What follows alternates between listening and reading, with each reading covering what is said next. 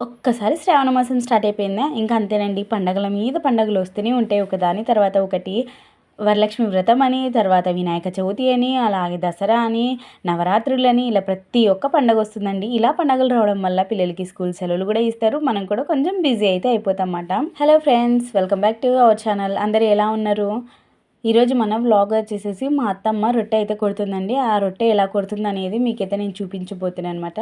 ఇదైతే ఒకరోజు evening vlog అండి. అంటే ఒక 2, 3 వ్లాగులు మొత్తం కలిపి ఒక వీడియో అయితే చేసినా అనమాట. ఎందుకంటే నాకాడ చిన్న చిన్న క్లిప్స్ తీసినాను. దీని గురించి ఏం పెద్దగా తీయలేదు. ఇంకా మా వాళ్ళు అయితే మార్కెట్లో ఉల్లికూర మొత్తం అమ్మడిపోలేదన్నమాట, మిగిలిపోయింది. దాన్ని అయితే ఇంటికి తీసుకొని వచ్చినారు. ఇంకా నేను మా అక్క దాన్ని వేస్ట్ చేయకుండా దాన్ని మొత్తం నీట్గా చేసినామండి. దగ్గర దగ్గర 2 గంటల టైం అయితే పట్టింది. చాలా అంటే చాలా కష్టపడి దాన్ని నీట్గా చేసి దాన్ని కట్ చేసుకొని ఉల్లిగడ్డలు సపరేట్ చేసి వాటిని కూడా కట్ చేసుకొని ఉల్లి కూరల కూర అయితే చేస్తున్నమాట. అంటే ఉల్లి కొవ్వల కూర, స్ప్రింగ్ ఆనియన్స్. మీరైతే వీటిని ఏమంటారు అనేది కామెంట్ చేసి చెప్పండి అబ్బా. నా కొడుకు కూడా నాకు హెల్ప్ చేస్తున్నాడు ఇక్కడ ఇవి చేసేకి. ఇక ఈ కూర అయితే అక్క అయితే చేస్తుందండి. నేను అప్పుడే అనుకుంటున్నాను అనమాట రొట్టెలు కొట్టాలని, కాకుంటే నాకు అస్సలు వీలు పడలేదు. ఇంకొక పక్క ఏమో మా పిల్లలు అందరూ చదువుకుంటున్నారు. ఈవినింగ్ టైం అయితే చాలండి మాకు ఇంట్లో రొటీన్ మాట. పిల్లలకి హోంవర్క్ చేయించుకోవడం, అలాగే మేము వంట చేసుకోవడం. ఇంకా దానికి తోడు అప్పుడే వర్షం అయితే స్టార్ట్ అయిపోయిందండి. చూసినారా వర్షం ఎలా పడుతుందో? మా ఇంట్లో మొత్తము ఎక్కడ చూసినా కారిపోతుందండి.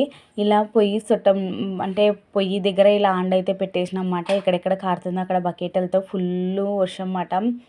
ఆ టైంలో మా అత్తమ్మ అయితే మాకు రొట్టెలు అయితే కొట్టిస్తుంది. ఇంకా మా అత్తమ్మ అయితే రొట్టెలు చాలా బాగా కొడుతుంది కాబట్టి మా అత్తమ్మ అయితే ఇక్కడ రొట్టెలు అయితే కొడుతుందండి. ఇంకా ఈరోజు నేను రొట్టె కొడదాం అనుకున్నాను కానీ వర్షం పడడం వల్ల రొట్టె అయితే కొట్టడం లేదన్నమాట. మా అత్తమ్మ చూసినారా రొట్టెని చాలా అంటే చాలా బాగా కొడుతుంది. మా అత్తమ్మలు అక్కడ ఎవ్వరూ రొట్టె కొట్టలేరు అన్నమాట. తను సౌండ్ రాకుండా కొడుతుంది, చాలా బాగా కొడుతుంది. పిండిని బాగా పిసుకుతుందండి. అప్పుడు అంటే అదే బండ మీదనే పిసికేసేసి దాన్ని మంచిగా పిండిని బాగా కలుపుతుంది అన్నమాట. అలా కలిపిన తర్వాత ఇలా సౌండ్ రాకుండా బాగా అత్తమ్మ అయితే ఇలా రొట్టె కొడుతుంది అన్నమాట. ఈ రొట్టెని మంచిగా తీసుకొని వచ్చి పెన్నం మీద వేసి మంచిగా అయితే అత్తమ్మనే కాలుస్తుంది. దీంట్లో మేము ఎవరం ఏమీ హెల్ప్ చేయము. నేను జస్ట్ ఇక్కడ నిలబడి వీడియో తీసుకుంటున్నా. చూడండి మా అత్తమ్మ ఎలా చేస్తుంది అనేది. అవును, మీలో ఎంతమందికి రొట్టె కొట్టడం వచ్చండి? వస్తే కనుక నాకైతే కామెంట్ చేసి చెప్పండి అబ్బా. మా ఇంట్లో అయితే నాకు రొట్టె కొట్టడం అంటే అంత ఎక్కువగా రాదు. ఓకే వస్తుంది కానీ మరి అంత బాగా అయితే చెయ్యను. అత్తమ్మ అయితే మాకు బాగా కుడుతుంది అన్నమాట రొట్టె. మా ఇంట్లో మా అక్క మా చెల్లి కన్నా మా అత్తమ్మనే బాగా చేస్తుంది. మీరు అనుకోవచ్చు ఏందాక ముగ్గురు కోడళ్ళు ఉండి కూడా మీ అత్తమ్మనే ఇలా రొట్టె చేయమంటారా, మీరు ఏం చేస్తారు ఊరికేనే ఉంటారా అని. మేమైతే ఊరికే ఏమి ఉండమండి, ఏదో ఒక పని చేస్తూనే ఉంటాం అన్నమాట. మాకు ఇంకా పిల్లలు ఉన్నారు కాబట్టి టైం అస్సలు ఉండదు. అందులో మేము రొట్టెలు అంత స్పీడ్గా కొట్టలేము, అలాగే బాగా కొట్టలేమని అత్తమ్మ అయితే మాకు రొట్టెలు అయితే కొట్టిస్తుంటుంది. అవును, అడగడమే మర్చిపోయినా, మీలో ఎంతమంది వరలక్ష్మి వ్రతం చేసుకున్నారు? చేసుకుని ఉంటే మీ ఇంటికి ఎంతమందిని వాయనానికి పిలిచినారు? మీ ఇంటికి ఏ అమ్మవారు వచ్చినారు అనేది నాకు కామెంట్ చేసి చెప్పండి అబ్బా. ఎందుకంటే నాకైతే అంత అదృష్టం అస్సలు లేదు. ఎందుకు అంటే నాకు వరలక్ష్మి వ్రతం చేసుకున్నాలని ఆశ ఉన్న ఇక్కడ ఉన్న పరిస్థితులకి, అలాగే నాకున్న పరిస్థితికి నేనైతే వరలక్ష్మి వ్రతం అయితే చేసుకోలేకపోతున్నాను. అందుకే మాట చాలా బాధగా ఉంది. కానీ ఏం చేస్తాం. కాకుంటే ఈసారి ఇంకొక బ్యాడ్ థింగ్ ఏంటంటే ప్రతిసారి నేను కనీసం వాయనమన్నా తీసుకోవడానికి వెళ్ళేదాన్ని. ఈసారి నేను వాయనం పుచ్చుకోలేదు. అందుకే కొంచెం బాధగా అయితే ఉంది. మీలో ఎవరైనా వరలక్ష్మి వ్రతం చేసి ఉంటే ఆ వ్రతం గురించి మీకు తెలిసినట్టు కొన్ని నాకు కామెంట్ చేయండి. అంటే నేను నెక్స్ట్ ఇయర్ అన్నా చేద్దామని ట్రై చేస్తున్నాను. వీలైతే చూడాలా మళ్ళీ మనకి అంత ఉందో లేదో పుణ్యం, అమ్మవారిని పూజించుకున్నంత పుణ్యము. ఇంకా మనకి ఏముందండి, ఇప్పుడు శ్రావణ మాసం అయితే స్టార్ట్ అయింది. మంచి మంచి ముహూర్తాలు ఉన్నాయి. అందరు గృహప్రవేశాలు, పెళ్ళిళ్ళు, పేరెంటాలని అన్నీ పెట్టేసుకున్నారు. కానీ నేను మాత్రం ఎక్కడికి వెళ్ళటం లేదు. ఎందుకంటే మా ఊళ్ళో ఉన్నాను కాబట్టి నన్ను ఇక్కడ ఎవరు పిలవరు, నేను ఎవరి ఇంటికి వెళ్ళలేను. ఉన్నది మొత్తం మా అత్తమ్మ వాళ్ళ ఇంట్లోనే ఉంటానండి. నాకు ఎవరు తెలియదు కాబట్టి పిలిచినా కూడా మా అత్తమ్మ, మా బావ, మా మరిది వాళ్ళు పోయేస్తారు. నేనైతే ఏం వెళ్ళను. ఇంకా మనకైతే ఇప్పుడు మీద మీద పండగలు అయితే వస్తుంటాయి కదండి. ప్రతి పండగకి అందరూ ఒక స్పెషల్ అయితే చేస్తారు. మేమైతే ఈసారి నాగుల చవితికి ఏం చేసామనేది చెప్తానండి. మేమైతే నాగుల చవితికి మామూలుగా నువ్వుల ముద్దలు అయితే చేసుకుంటాం.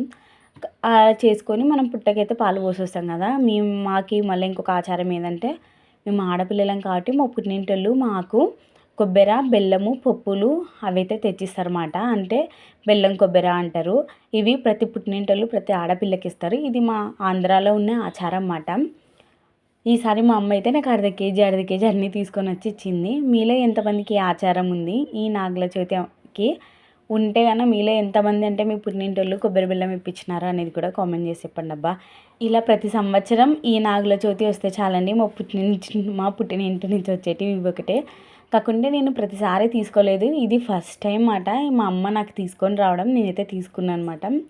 ఇంకంటే ఎప్పుడు ఇక్కడ ఉండం కదా, ఈసారి ఇక్కడ ఉన్నందుకు మాకైతే మా అమ్మ తీసుకొని వచ్చింది మా అత్త వాళ్ళ ఇంటికి. దానితో మేమందరం కలిసి కర్జికాయలు ఇంకా కొన్ని స్వీట్లు అయితే చేసుకున్నమాట. అదేదో నెక్స్ట్ వీడియోలో అయితే చెప్తాను నేను. ఇక ఇక్కడైతే మా అక్క పంటికి రూట్ కెనాల్ అనేది ఒక ట్రీట్మెంట్ అయితే చేయించుకున్నది. దానివల్ల అక్క ఏం తినలేదు కాబట్టి రొట్టె ఇచ్చేసుకొని చాలా ఇలా అయితే మింగుతుందండి. ఇక మన ఈ చిన్న వీడియో వచ్చేసేసి ఇదేనండి. పిల్లలకైతే ఇలా తినిపించేస్తున్నాను. మన వీడియోస్ నచ్చితే కన్నా లైక్ చేయండి, షేర్ చేయండి, సబ్స్క్రైబ్ చేసుకోండి. ఓకే మరి బాయ్.